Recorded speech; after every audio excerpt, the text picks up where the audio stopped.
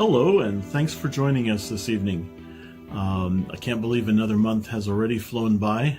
So happy December, happy Friday night, happy Sabbath, happy weekend, just depending on what time zone you're in around the world. We're glad that you're joining us. My name is Floyd Punitz, and I'm president of Seventh-day Adventist Kinship International, and it's my privilege to welcome you to this Kinship Worship, a program that's for us and by us and happens on the first Friday night of each month. Tonight, we're blessed to have Pastor Craig Hadley with us from the Paradox Church, and please just sit back and enjoy the worship talk, and I will see you at the end for some additional information and announcements. Thank you so much.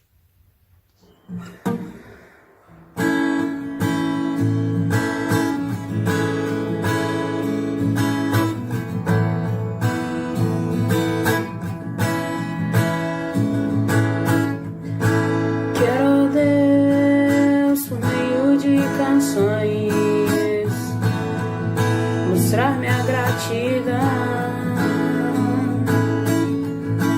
pois tu és grande em poder e justo para mim.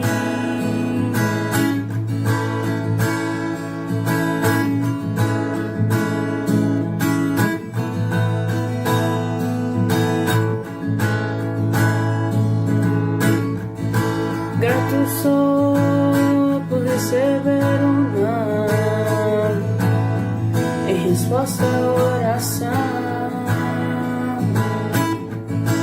pois eu leio de teus atos poderosos e sei que são reais, que o meu louvor seja a atitude, não um ato só.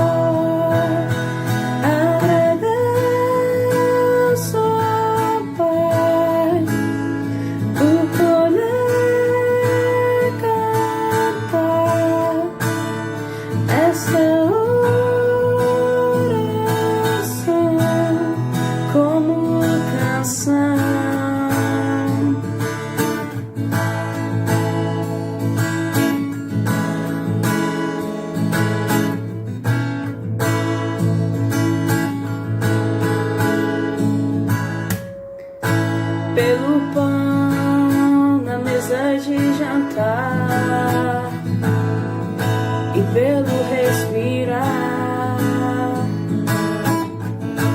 e o milagre de levantar os braços e olhar pro céu azul, que o meu louvor seja a atitude, não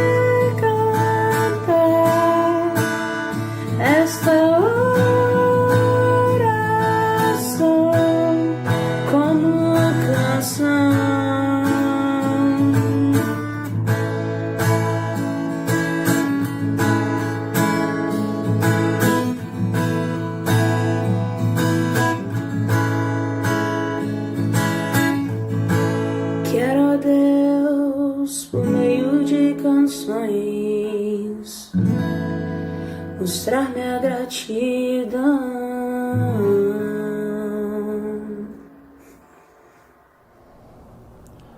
SDA Kinship. What is up with you? I am so glad to be with you. My name is Craig Hadley. I'm the pastor of Paradox Church, which is a Sabbath-keeping, non-denominational church in Redlands, California, right next to Loma Linda, California. Now, here's what I want to do in today's sermon. I want to talk to you about the story of Ezekiel. Yeah, Ezekiel, we're going there.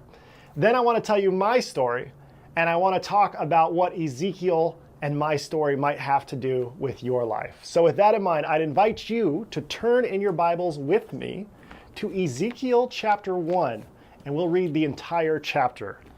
We read, "In the 30th year, in the 4th month, on the 5th day of the month, as I was among the exiles by the river Chebar, the heavens were opened, and I saw visions of God. On the 5th day of the month, it was the 5th year of exile of King Jehoiachin, the word of the Lord came to the priest Ezekiel, son of Buzi, in the land of the Chaldeans by the river Chebar, and the hand of the Lord was on him there. As I, being Ezekiel, looked, a stormy wind came out of the north, a great cloud with brightness around it, and fire flashing forth continually. And in the middle of the fire, something like gleaming amber. In the middle of it was something like 4 living creatures. This was their appearance. They were of human form. Each had 4 faces, and each of them had 4 wings. Their legs were straight, and the soles of their feet were like the sole of a calf's foot, and they sparkled like burnished bronze.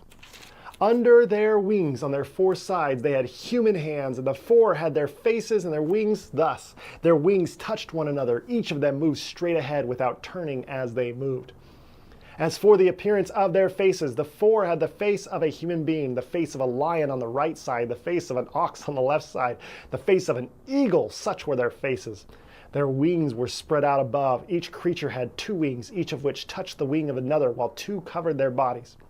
Each moved straight ahead, wherever the Spirit would go. They went without turning as they went. In the middle of the living creatures, there was something that looked like burning coals of fire, like torches moving to and fro among the living creatures, and the fire was bright, and lightning issued from the fire. The living creatures darted to and fro like a flash of lightning. As I looked at the living creatures, I saw a wheel on the earth beside the living creatures, one for each of the 4 of them. As for the appearance of the wheels and their construction, their appearance was like the gleaming of beryl. And the 4 had the same form, their construction being something like a wheel within a wheel. When they moved in any of the 4 directions without veering as they moved. Their rims were tall and awesome, for the rims of all 4 were full of eyes all around. When the living creatures moved, the wheels moved beside them, and when the living creatures rose from the earth, the wheels rose. Wherever the Spirit would go, they went, and the wheels rose along with them, for the spirit of the living creatures was in the wheels. When they moved, the others moved, and when they stopped, the others stopped, and when they rose from the earth, the wheels rose along with them, for the spirit of the living creatures was in the wheels. Over the heads of the living creatures, there was something like a dome shining like a crystal, spread out above their heads. Under the dome, their wings stretched out straight, one toward another, and each of the creatures had 2 wings covering its body. When they moved, I heard the sound of their wings like the sound of mighty waters, like the thunder of the Almighty, a sound of tumult like the sound of an army. When they stopped, they let down their wings, and there came a voice from above the dome over their heads. When they stopped, they let down their wings. And above the dome, over their heads, there was something like a throne, an appearance like sapphire, and seated above the likeness of the throne was something that seemed like a human form. Upward from what appeared like the loins, I saw something like gleaming amber, something that looked like fire enclosed all around, and downward from what looked like the loins, I saw something that looked like fire, and there was a splendor all around, like the bow in a cloud on a rainy day. Such was the appearance of the splendor all around. This was the appearance of the likeness of the glory of the Lord. And after that vision, Ezekiel writes, "When I saw it, I fell on my face, and I heard the voice of someone speaking." That is Ezekiel chapter 1. Now, if you're like me, you hear or read this story, and you have a couple of questions. The first question, of course, is Ezekiel on drugs?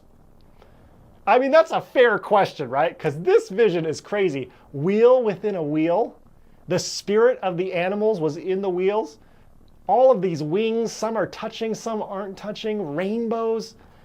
There's fire just everywhere. This is really a thrilling vision. The rims are tall and awesome. This is something that seems like it's straight out of an LSD trip, right? Not that I would know anything about that. So is Ezekiel on drugs? If you're a little bit more mild-mannered than myself, maybe you read this passage and you think to yourself, this reminds me of a Terrence Malick movie. And if you're wondering who Terrence Malick is and what his movies are like, I would just encourage you not to watch them because they are nonsensical movies that just kind of wander around aimlessly for 97 minutes. What is the deal with this vision? And not only that, but why does this vision cause Ezekiel to fall down on his face? I think these are important questions to ask. And to answer that question, I would like to tell you a little bit about my story. Now, a long time ago, all the way back in 1983, I was born into the Adventist church. And when I say born into the Adventist church, I was born to parents who were both at least fourth generation members of the Adventist church. I was dedicated in an Adventist church. I grew up learning the Adventist teachings, going to church on Saturday, thinking it was weird people went to church on Sunday. I mean, that's how Adventist I was.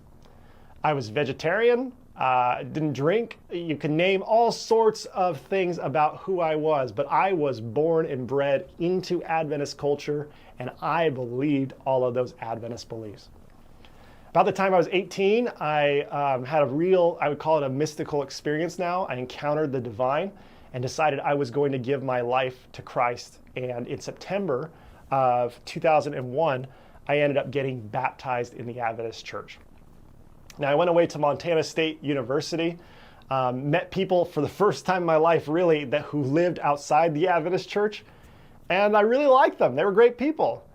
But when I heard them talk, I realized that they were telling me stories about how bad the church had treated them, and I didn't have that experience. I had really good experience with church growing up.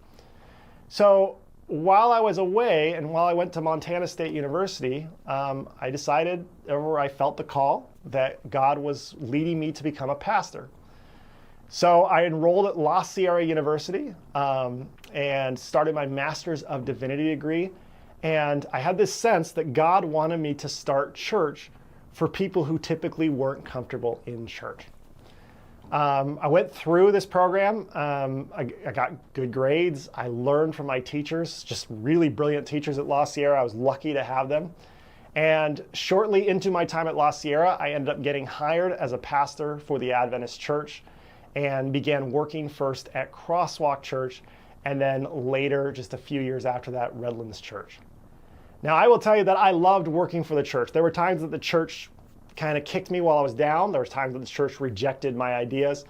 But overall, I had a great time. I mean, so many of the relationships that I formed there were the most valuable kind of relationships I could ask for. And I just had in my mind that I would be an Adventist pastor for the rest of my life. One day, maybe be a senior pastor.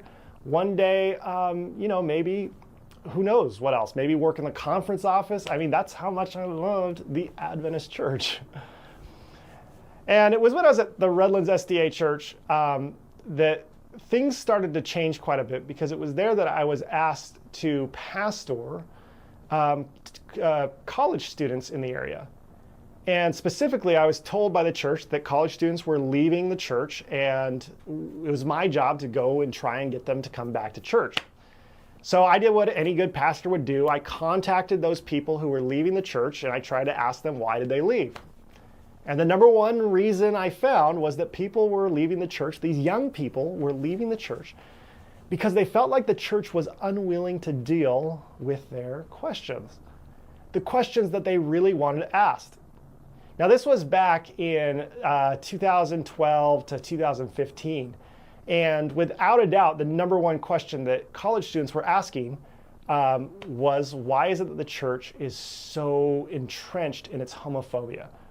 Why is it that the church is so unwilling to be welcoming to transgender persons? Why is it that the church doesn't seem to care about people who don't fit within a very specific kind of lifestyle?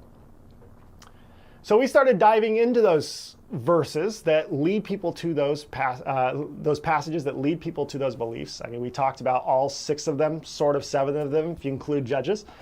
And we started exploring why people had come away from those verses that many people in your community refer to as the clobber verses. And as I'm sure many of you are aware, there's not a whole lot of theological firepower behind those very few verses in the Bible. In fact, if you take all the verses that people have used to justify their hatred of the queer community and compare it to the verses in the Bible that condone or endorse slavery, there are way more verses that say slavery is okay than say that queer people are bad. I mean, it's just not even close how many there are. So we started talking about this in the church that I was at, and it made people rather uncomfortable. And we were saying some pretty mild things for that day. I mean, I'm not expecting any kind of trophy for what I'm about to tell you we were saying, but we would say things like, every person is made in the image of God, even queer people. And just saying that was a very big problem for the church. They wanted me to add some qualifiers of like this, you've got to condemn their lifestyle, Craig. You've got to do these things. You've got to make sure that you clarify that the church is against this as a legitimate lifestyle. And I just wouldn't do it because I didn't feel like, I mean, everybody's made in the image of God. Why do we have to qualify this? And so this went on for about a year and a half, and it started getting to the point where it was very clear that I had to go. Not just because of my ideas and the thoughts that I was sharing about queer people, but also just being willing to look at the tough questions that Scripture asks. And as it was getting closer and closer, and I was realizing that I was really starting to rub up against some really dire threats of me losing my job and potentially getting kicked out of the church, I remember that I was really, really scared at the thought of being divorced from the Adventist church. I mean, I think that a lot of you that are listening to this right now can identify with that feeling, right?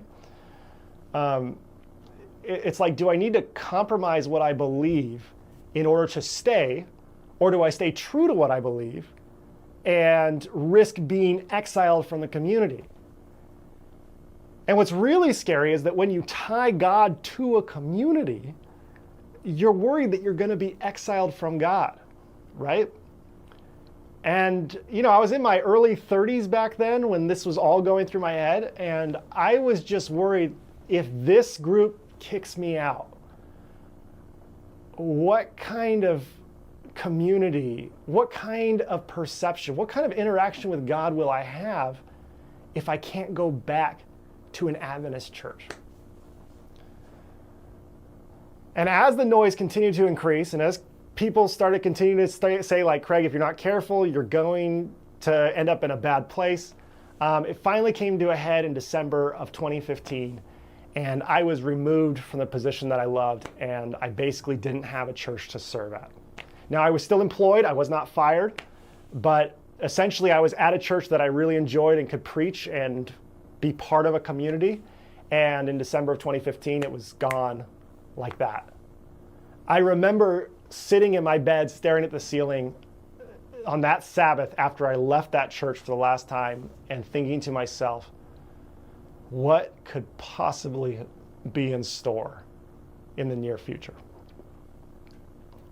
And that's a hard moment for me to remember, right? And within a few months, some people from our community started getting together, and they felt that the way that the church had broken up the community I was part of, this young adult community, wasn't what God wanted. And so they started coming together and they started saying, could we start our own church where we could explore these ideas and be willing to talk about the things that are hard to talk about? And so we tried everything we could to work with the Adventist church to become an Adventist church, but it clearly was not in the conference's master plan of how churches are planted and how we'd fit in. And so after trying for months to get the conference to accept us and to endorse us at Adventist Church, we just felt that we need to take it into our own hands because this is where God was leading us. And in February of 2016, we had our first church service as a non-denominational church in a church called Paradox Church, which I am the pastor of to this day. Now, why do I tell you all of this? It's because I know that you, as the queer community, are constantly on the threat of being put into exile by the larger system of church, right? You're constantly being told that you need to behave in certain ways, that you're lucky to be here. And there are several of you who may have walked away from church entirely. There are others of you who are still trying to fight for greater inclusion and acceptance in your own church. And you feel that you still have more to add to the church. You've seen church grow, and so you decided to journey with it. I know there's a wide diversity of people on their respective faith journeys and where they've been. But at some point, I'm going to guess, and I'm pretty sure this is true, that all of you have been threatened with exile, have been threatened by someone telling you that they're going to kick you out, or they have even gone so far as to kick you out or even disfellowship you because of who you are. While I am a cisgender heterosexual male, I want to tell you that I have been threatened with that threat as well. It's different. It's very different than sexual orientation or gender identity, but I have been threatened to be kicked out of the church. And I was kicked out of the church on some level. But I'm here to tell you this morning that you know what I found outside the church walls? I found that God was just as present outside as God was present inside. I found that God is out here not part of the organization in real, radical, bold, and vibrant colors. I found that God is not where God should be. And when I think about this crazy story of Ezekiel, seeing this vision that seems like it's an LSD trip, I've heard people try to explain the different aspects and the symbolism of all of these different parts of the vision. But I don't think that's the interesting part of this story. Because Ezekiel chapter 1, verse 1 and 2 talks about how Ezekiel is writing from Babylon on the banks of the Wadi River or Chabar River. And so Ezekiel, all the way back in the early 6th century BCE, was living in Jerusalem. He was a Zadokite priest. He was on pace to be the high priest of the temple in Jerusalem. This is a prestigious event. And all of a sudden, Babylon shows up, and Babylon levels Jerusalem. They take some survivors back with them to Babylon to live in exile. One of them is Ezekiel, and he thinks it's over. He's lost his career. He's lost his way of life. He's lost his temple. He's lost his God. And so here he is living in exile, as far away from God as he could imagine, sitting on the river, and he receives a vision. And that vision was for Ezekiel. It wasn't for us. But after Ezekiel sees this vision, which he is convinced is from God, how does he respond? He falls down on his face and worships God in reverence. Now, why does he do that? It's because he's found God outside of where God is supposed to be. God in Ezekiel's mind is supposed to be at the temple. He's supposed to go into the most holy place as the high priest one day and have a direct experience with God. That's taken away from him like that, and he thinks it will never happen again. He's brought across the desert to Babylon. He's living in exile, and God shows up and says, I'm here too. God is where God should not be. And the idea that I want to share with you this morning, as we talk about Ezekiel and we talk about my story, is that we should never fall to the false idea that the church somehow owns God. Yes, people may threaten to kick you out. Yes, you may actually get kicked out. But what we have to remember is that if they kick you out of a church, they cannot kick you out of God's presence. Because God can even be found on the shores of a river in Babylon.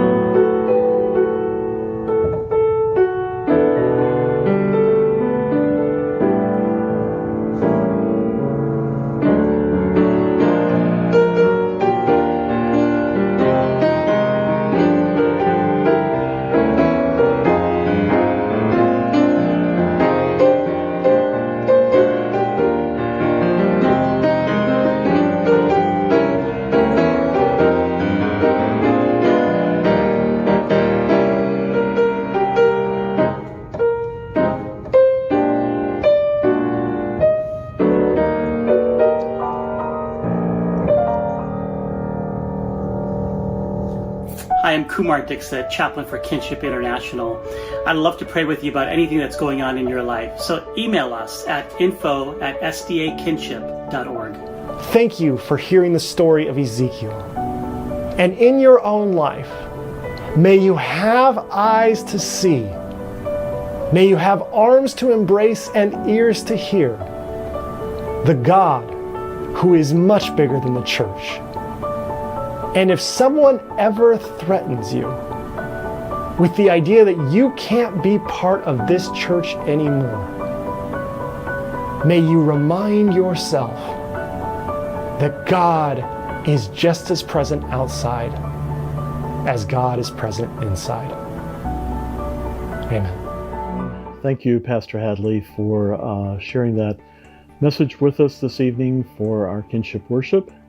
And we appreciate everyone who joined us online, either live or watching this at a later time. If you've never heard of SDA Kinship before, please check us out. You can find us on the web, sdakinship.org, or you can check us out on social media at SDA Kinship. We're the only LGBTQIA+ affirming Adventist organization, educating leaders and creating a safe space for queer Adventists. This Friday night worship happens on the first Friday night of each month, and we ask you to join us. Put it on your calendar for the first Friday night in January, so you be sure and be with us and not miss it. There's the Kinship website had crashed this past week or so, and our webmaster has been working really hard in getting it back online again and working, and we're almost there. So if you have any donations you'd like to do, the donation feature is working. The new events calendar is working, and so check out the coming events on there. And also want to bring to your attention, with Christmas just around the corner, a wonderful gift for a loved one or for yourself might be some of our books that we have to offer. On the website, you can order the Unclobber book by Colby Martin, and it's for free shipping and no cost to you. It's a wonderful book, very simple and easy to read and to understand what the clobber texts are talking about. We have Alicia Johnson's book, The Bible and LGBTQ Adventists. That's available from Alicia's website, aliciajohnston.com. You can order it there, soon to be available on Amazon. And also a new book that we haven't really talked about too much before by Dr. James Appel, Is the Bible Really Anti-LGBT? All of these are highly recommended, and if you need any more information about any of those, please send us an email, info@sdakinship.org, and I'll be happy to respond to you. December is usually a very fast month with lots of activities. It's also a month that depression and loneliness can set in, so please take care of yourself. Mental health, mental wellness is very important. And if you need someone to talk to, you can reach out to Kinship, and we'll put you in touch with a counselor or a listening ear close to you, and be sure and share what's going on. And we're one large community around the world, and we want to make this a safe, healthy community for both the LGBTQIA+ Adventist members, as well as our families and our supportive allies. So again, thank you very much. Have a great Sabbath, and don't forget that you are loved unconditionally by us and by God, and that you're not broken. You're perfect just the way you are. So have a great Sabbath. Thank you so much.